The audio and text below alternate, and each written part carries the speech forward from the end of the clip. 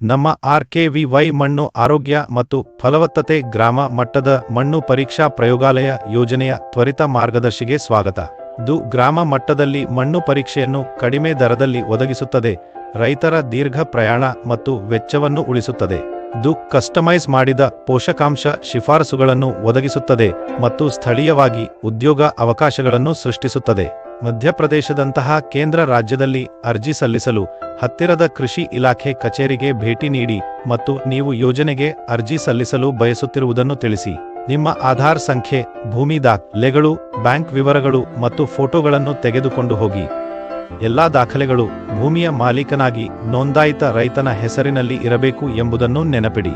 ನೀವು ಈ ಅಪ್ಲಿಕೇಶನ್ನಲ್ಲಿ ಅಗತ್ಯ ದಾಖಲೆಗಳು ಟ್ಯಾಬ್ ಅಡಿಯಲ್ಲಿ ಈ ದಾಖಲೆಗಳನ್ನು ಕೂಡ ಕಾಣಬಹುದು.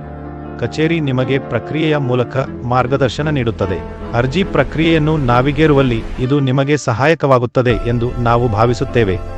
ನಿಮ್ಮ ಸಮಯಕ್ಕೆ ಧನ್ಯವಾದಗಳು.